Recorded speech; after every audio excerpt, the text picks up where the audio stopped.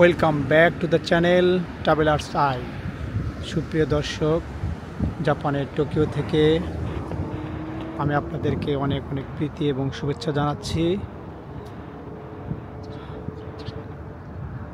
আজকে আমার ভ্রমণের স্থান হলো জাপানে টোকিও রাজার বাড়ির এই বাহির চত্বর, অর্থাৎ বাড়ির পুরো বাউন্ডারি আমি ঘুরে আপনাদের দেখাবো বলে কথা দিয়েছিলাম।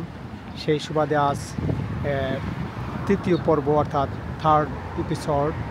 আমি এই হানজুমন গেট থেকে আপনার হেঁটে হেঁটে যাব হলো, দেখি কত দূর যাওয়া যায়।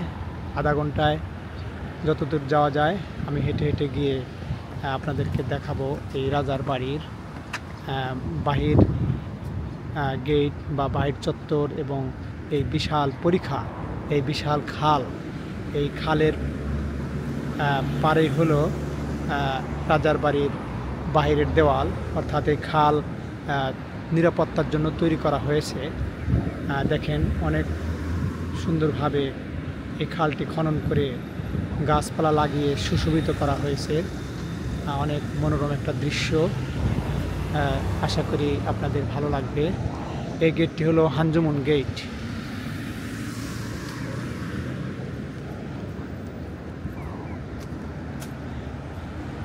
এই দেখেন হানজুমন গেট। এই গেট থেকে আমার তৃতীয় পর্ব শুরু। See the city.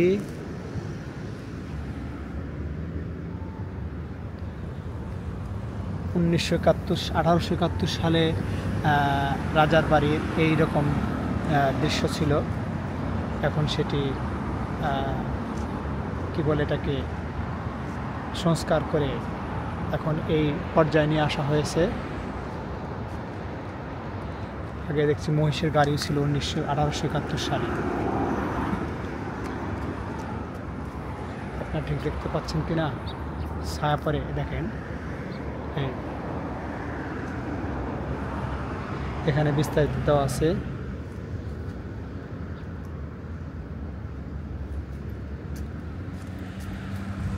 হ্যাঁ, ঠিক আছে, চলুন সামনের দিকে। লাস্ট কোন পর্যন্ত যেতে পারি আজ।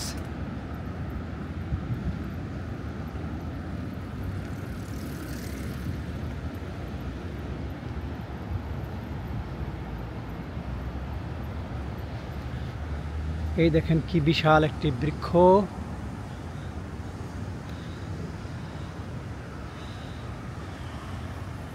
শহরের মধ্যে এরকম বৃক্ষ কল্পনার বাইরে, অর্থাৎ জাপান তারা বৃক্ষকে খুবই যত্ন সহকারে রাখে।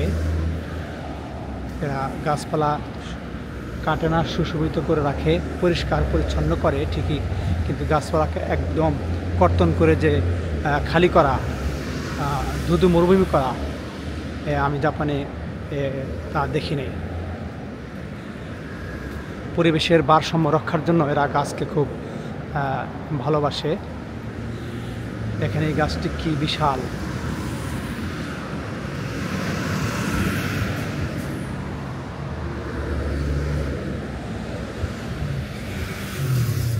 এই খালের পাড়ে, অর্থাৎ এই পরিখা, এই ক্যানালের পাড়ে এই রাস্তাটা, পাশে বিশাল বিশাল গাছ, ওই সাইডে রাস্তা।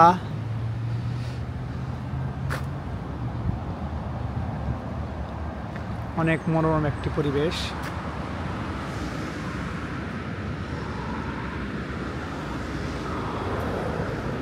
আমি অনেকবার এখানে এসেছি ভিডিও করার জন্যে।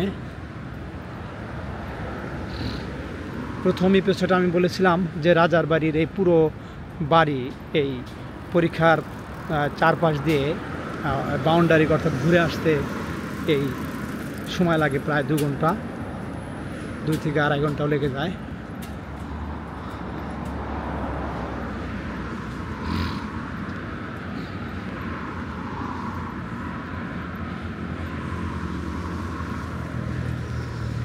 একটা সাইকেল হলে দ্রুত ঘুরে ঘুরে দেখানো যেত। আশা করছি একটা সাইকেল, ইলেকট্রিক অর্থাৎ ব্যাটারি চালিত একটা সাইকেল কিনে নেব, ক্যামেরা সেট করে আমি টোকিও শহর বিভিন্ন জায়গায় ঘুরে ঘুরে ভিডিও করে আপনাদেরকে দেখাবো।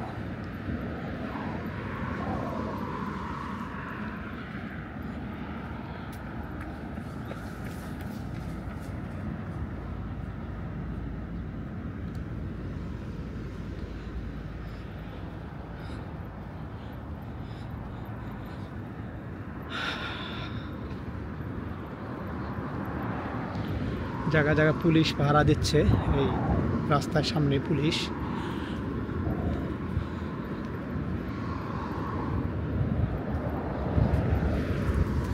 শীতকালে এখানে অনেক শীতের পাখি আসে, অর্থাৎ হাঁস বা বিভিন্ন পাখি আমি গত ডিসেম্বরে দেখেছি। এখন একটা পাখি বা হাঁসও দেখছি না।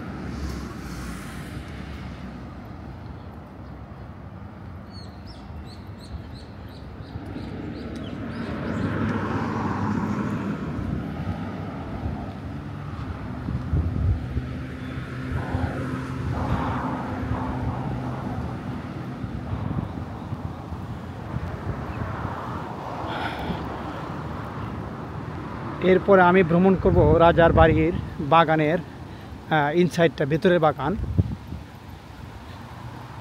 সবাই অপেক্ষা থাকবেন, আমার চ্যানেলটি সাবস্ক্রাইব করবেন যাতে পরবর্তী ভিডিওগুলো আপনারা সাথে সাথে পেয়ে যান।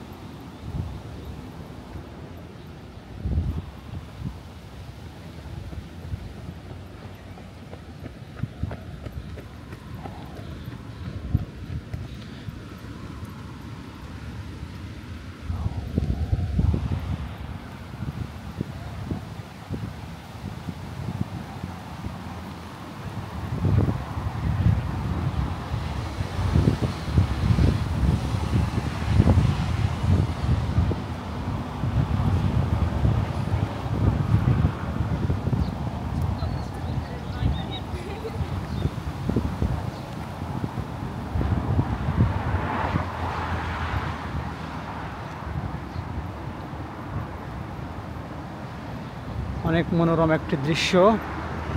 এই দৃশ্য দেখে আপনাদের কেমন লাগছে কমেন্ট করে জানাতে ভুলবেন না।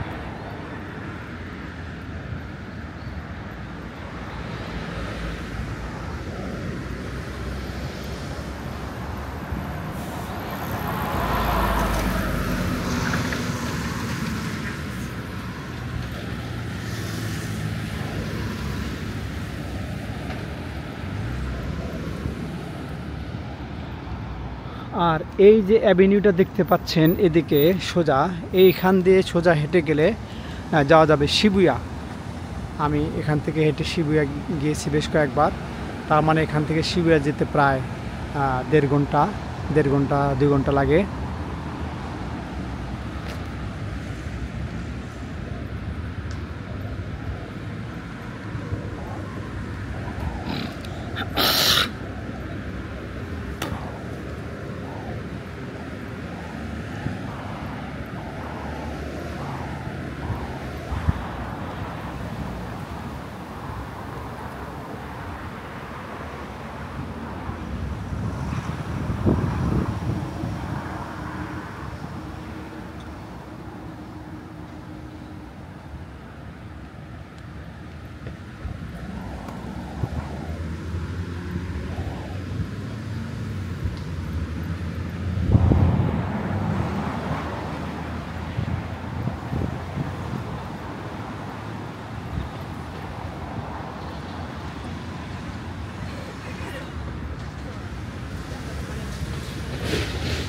সুধী দর্শক, আপনারা দেখছেন চ্যানেল ট্রাভেলার্স আই। আমি এখন ভ্রমণ করছি জাপানের রাজার বাড়ির বহিরাঙ্গন। অর্থাৎ রাজার বাড়ির চারপাশ প্রদক্ষিণ করছি। ঘুরে ঘুরে আমি আপনাদেরকে দেখাচ্ছি এই বিশাল খাল, তারপরে ওই বাউন্ডারি, তারপরে রাজার বাসস্থান বাড়ি।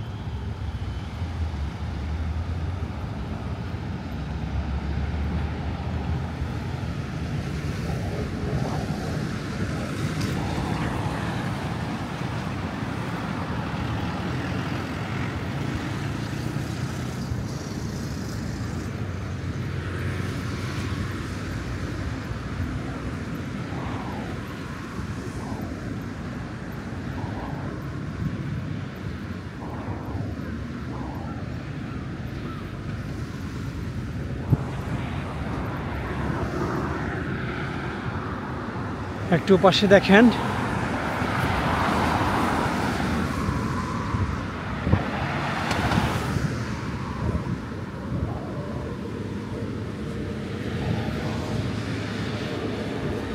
টোকিও শহর অনেক সুন্দর, গোছানো, সাজানো, পরিষ্কার পরিচ্ছন্ন।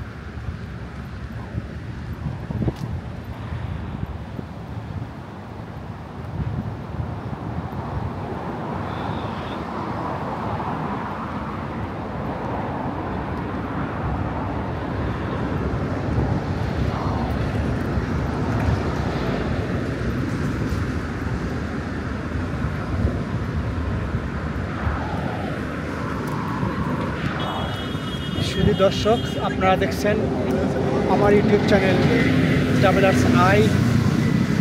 এখন আমি ভ্রমণ করছি টোকিও ইম্পেরিয়াল প্যালেস আউটসাইড। এই তৃতীয় পর্বে টোকিও রাজার বাড়ির সম্পূর্ণ অর্থাৎ বেষ্টনী বাউন্ডারি আমি আপনাদেরকে ঘুরে দেখাচ্ছি। এই তৃতীয় পর্ব হয়তো শেষ করতে পারবো না, সম্পূর্ণ পর্ব হয়তো আর একটা হবে, যেহেতু শেষ করতে চাইলে ভিডিও অনেক বড় হবে, আপনাদের বিরক্ত লাগবে।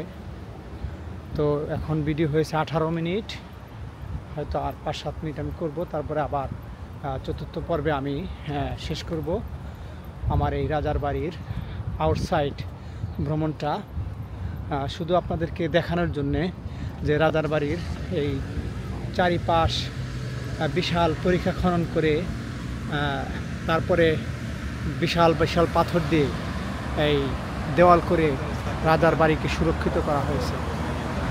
দেখতে পাচ্ছেন এখানে আমার পিছনে বিশাল পরিখা অর্থাৎ খাল, ক্যানাল যেটাই বলেন, এটা কৃত্রিমভাবে তৈরি করা হয়েছে, এটা প্রাকৃতিক নয়। রাজার বাড়িকে নিরাপত্তা দেওয়ার জন্য এই খাল খনন করে তারপরে ওই পাশে ওয়াল করে পাথর দিয়ে বাউন্ডারি করে ঘেরাও করে রাজার বাড়িকে নিরাপদ রাখা হয়েছে। শুধু দর্শক, এই ভিডিওটি আপনাদের কাছে কেমন লাগলো কমেন্ট করে আমাকে জানাবেন। ওই পাশে দেখেন আমি আপনাদের দেখাচ্ছি ওই ওয়াল, এই হলো খাল বা ক্যানাল যেটাই বলেন, তারপরে ওই পাশে ওয়াল করে বাউন্ডারি দেওয়া হয়েছে রাজার বাড়ি। সামনে যে গেটটি আছে এই গেটটির নাম ভুলে গেছি, চলুন গেটের কাছে দেখি কি নাম।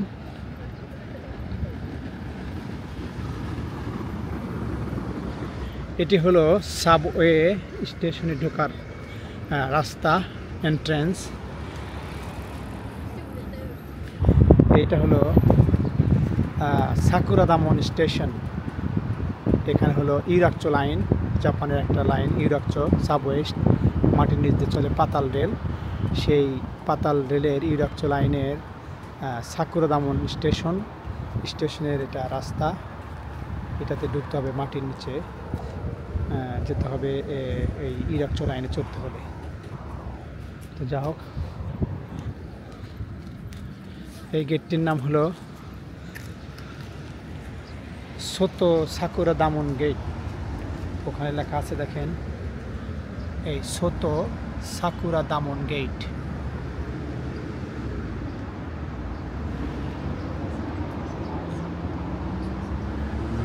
(1871) সালে এই কেমন ছিল এই রাজার বাড়ির প্রাচীরগুলা, গেটগুলা, তখনকার ছবি এটি।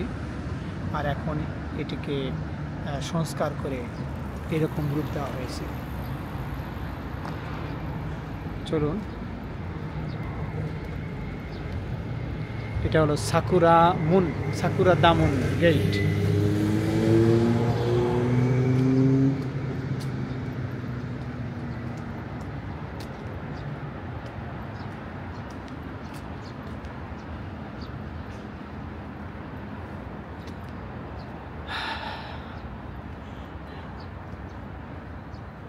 এই গেটটির নাম হলো সাকুরাদামন গেট, রাজার বাড়ির। এটি কিন্তু বাড়ির ভেতরের গেট নয়, এটি বাহিরের বাগান বাড়ির গেট বলতে পারেন। এ পাশে দেখেন ক্যানাল, অর্থাৎ পরিখা খনন করে যে পাথর দিয়ে, বিশাল বিশাল পাথর দিয়ে প্রাচীর করা হয়েছে।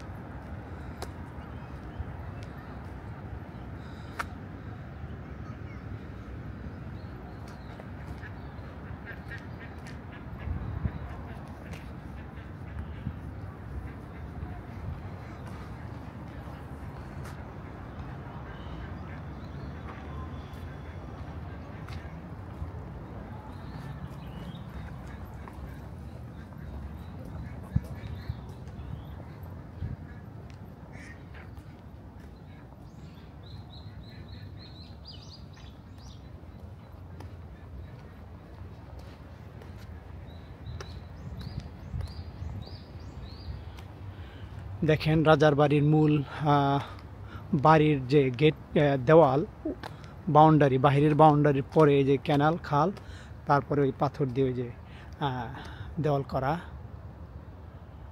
এই দেখেন,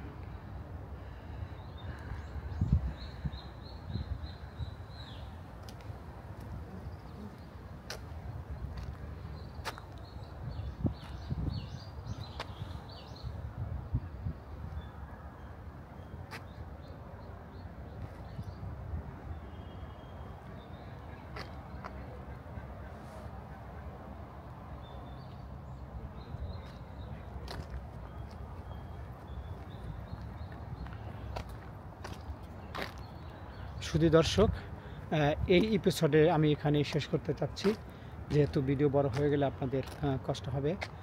তো ভালো থাকবেন। এরপরে আমি দেব হলো 4র্থ পর্ব, অর্থাৎ 4th এপিসোড, রাজার বাড়ির এই বাহির প্রাঙ্গণটা ঘুরে দেখার যে ভিডিও, সেটির 4র্থ পর্ব আমি পরবর্তীতে দেব। চোখ রাখবেন আমার চ্যানেলে। তারপর আমি আপনাদেরকে শেষবারের মতো অনুরোধ করব, আমার চ্যানেলটি অবশ্যই সাবস্ক্রাইব করবেন এবং বেল আইকনটি প্রেস করে রাখবেন পরবর্তী ভিডিও পাওয়ার জন্য। সবাই ভালো থাকবেন।